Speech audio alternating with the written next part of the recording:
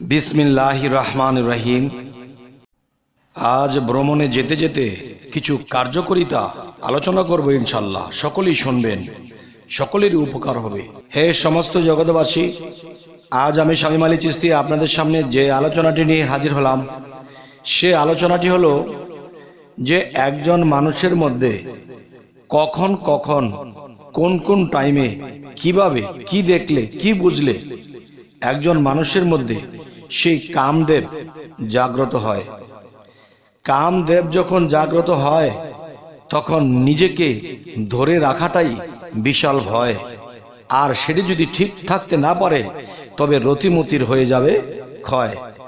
তবে আজকের যে আলোচনাটি, যদি যুবক ছেলেরা এবং উঠতি বয়স যারা আছে 25 বৎসর এবং 20 বৎসর এবং 30 বৎসর এরকম বয়সের যারা আছে, তাদের মধ্যে কামদেব জাগ্রত হয় কখন কিভাবে, এবং 40 বৎসর 50 বৎসর পার হয়ে গেলেও তাদের মধ্যেও কাম জাগ্রত হয়, সেই কামদেবটি আপনার মধ্যে কখন কিভাবে কোন উছিলা করে সেই জাগ্রত হয়। যদি আমরা সেই জিনিসগুলো বুঝতে পারি, জানতে পারি, তাহলে আমরা নিজের রতিমতিকে রক্ষা করে চলতে পারবো। তবে আল্লাহ কিন্তু আমাদেরকে একটা সুযোগ দিয়েছে। সেটা কি?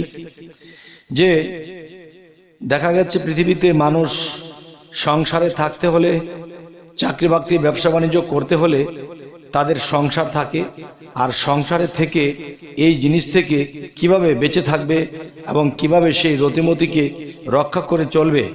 তবে কিছুটা ঘাটতি হবে, তা হওয়ার জন্য আল্লাহ সেটির হিসেব নেবেন না। তবে কোন কোন সময়ে কোন কোন বিষয়গুলোতে আল্লাহ হিসেব নেবেন।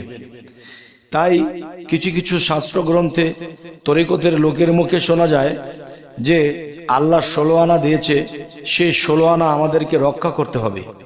তবে যারা শুধু বুঝতেছে যে 16 আনা শুধু খালি কাম রতিমতির মধ্যে বোঝানো হয়েছে, তা নয়। এই বিষয়টি বোঝানো হয়েছে যে আল্লাহ আমাদেরকে 16 আনা জ্ঞান দিয়েছে। এই জ্ঞানকে আমরা কোন কাজে লাগিয়েছি, খারাপ কাজে, ভালো কাজে, এটারও হিসেব আছে। এবং আমাদেরকে আল্লাহ বাহ্যিকভাবে সম্পদ দিয়েছে, আমরা কি সেটি ভালো কাজে বা খারাপ কাজে লাগিয়েছি, সেটিরও হিসেব নেবে। এবং আমাদের দেহের মধ্যে শক্তি সামর্থ্য দিয়েছে, মানুষের উপকার করেছি এই শক্তি পেয়ে না ক্ষতি করেছি, সেটির হিসেব নেবে। তার পাশাপাশি যে আজকের আলোচনাটি এটি যে কামদেব আপনার মধ্যে কখন কিভাবে জাগ্রত হয়, এবং সেই জাগ্রত যদি আমরা বেশি করে ফেলি তখন আমাদের রতিমতির ক্ষয় হবে। তবে আরেকটি বিষয় আছে, কোরআনে আল্লাহ বলেছে তোমাদের স্ত্রী দিগকে আমি হালাল করেছি।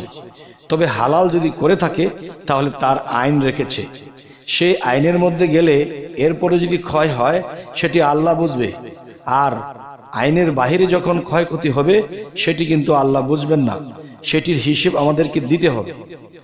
তবে হে সমস্ত জগৎবাসী, যে আলোচনাটি আপনাদের সামনে নিয়ে এসেছি যে আপনার মধ্যে কাম দেবতা জাগ্রত হয় কিভাবে। তবে অনেকে বলতে পারেন দেবতা, কাম দেবতা, এটা তো হিন্দু শাস্ত্রে বলে, আমাদের শাস্ত্রে কাম দেবতা কেন বলা হচ্ছে? তবে দেখেন একটা জিনিস, যে কাম দেবতা যে বিষয়টা, যে পৃথিবীতে যদি আমরা বাহ্যিকভাবে লক্ষ্য করি, প্রধানমন্ত্রী কিন্তু একা এই দেশটি চালায় না। যেমন স্বরাষ্ট্রমন্ত্রী, খাদ্যমন্ত্রী, বিদ্যুৎ মন্ত্রী, পানির মন্ত্রী, খনিজ মন্ত্রী, বিভিন্ন মন্ত্রী, তাদেরকে কিন্তু ডিউটিতে লাগিয়ে দেওয়া হয়েছে। তারা আবার কিন্তু দেখা যায় পৃথিবীতে আরো কিছু লক্ষ্য করলে দেখা যায় কি, যে এমপি আছে, তারপর আছে কি চেয়ারম্যান, মেম্বার, কমিশনার, যার যার ডিউটি সে পালন করছে। তাহলে বোঝা গেল কি, প্রধানমন্ত্রী একা কিন্তু এই দেশটা চালায় না, তিনি সকলকে নিয়ে যাকে যে দায়িত্ব দেওয়ার সেটি দিয়ে তিনি চালাচ্ছে। আচ্ছা, তাহলে আজকের বিষয় হলো আল্লাহ কিন্তু সবকিছু করে না, কিন্তু করায়। তাই বলবো যে ওলিয়া উলিয়াদের মধ্যে, ফেরেশতাদের মধ্যে, দেবতাদের মধ্যে এদেরকে আল্লাহ কাজে লাগিয়ে রেখেছে, যার যেখানে যে ডিউটি।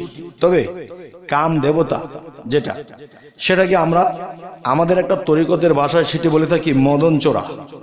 এই মদনের কাজ কি? সে কাম জাগ্রত করে। তাহলে সেই মদন আমরা একটি ভাষায় বলে থাকি, আরেকটি ভাষায় যদি আমরা সনাতন ধর্মে যাই সেখানে বলা হয় কি যে কাম দেবতা। আবার আরেকটু বুঝতে গেলে আছে আমাদের মধ্যে মুকরম। আচ্ছা, সে কামের যে বিষয়টা, মানুষের শরীর যখন যৌবনী গরম এসে যায়, আর গরম কোত্থেকে আসে? আগুন থেকে আসে।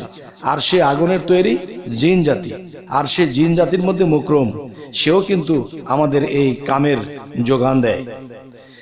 তাহলে আজকের যে বিষয়টি আলোচনা করব সেটি হলো কাম দেবতা আপনার দেহে বা মানুষের দেহে আমাদের মধ্যে কখন কিভাবে কাজ করে। আচ্ছা, শরীয়তের কিছু আইন আমরা যদি মেনে চলতে পারি তাহলে আমরা অনেকটা বেঁচে থাকতে পারি। যেমন শরীয়তে পর্দা করা হয়।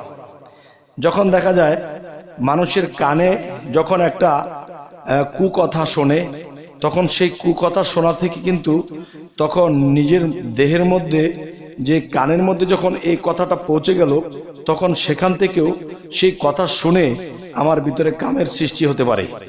আর সেই সৃষ্টিটি কোথা থেকে হচ্ছে? সেই কাম দেবতার কাছে পৌঁছে যায়, আর মনের মধ্যে সেটা ঘটতে থাকে। আচ্ছা, এবারে জগতে চলতে গেলে কত খারাপ দৃশ্য আছে, তা যদি মানুষে দেখে তবুও কিন্তু সেই কাম দেবতা ভিতরে জাগ্রত হয়, তখন নিজেকে স্থির রাখা যায় না। আচ্ছা, এরপরে মানুষে অনেক কুদৃষ্টি থেকে সেটা হতে পারে, এবং দেখা যায় মানুষে বিজ্ঞানের যুগে কত কিছু মোবাইল বা কত কিছু তা দেখার মাধ্যমেও সে জাগ্রত হয়।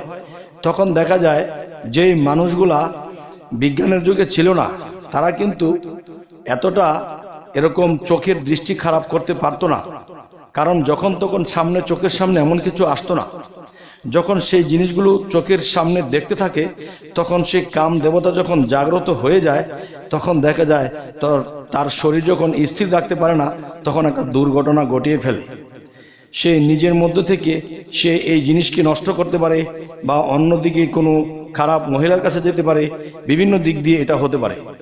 তাহলে বোঝা গেল কি, যে আমরা যদি এই দৃষ্টি সংযত করি, খারাপ জিনিস না দেখি, খারাপ কিছু না শুনি, তাতেও কিন্তু দেখা যায় অনেকটা রক্ষা পাওয়া যায়। এরপরে দেখা যায় মানুষ যখন কাজে কামে থাকে, ব্যবসা বাণিজ্যে থাকে, এমনকি যে নিজের স্ত্রীকেও বলে থাকে, যখন বাড়িতে আসে, তারপরে দেখা যায় যারা নতুন দম্পত্য তারা তো হিসেব কিতাব ছাড়াই চলে, কিন্তু এতে আল্লাহ নিষেধ দেয়নি যদি আইন মেনে চলে।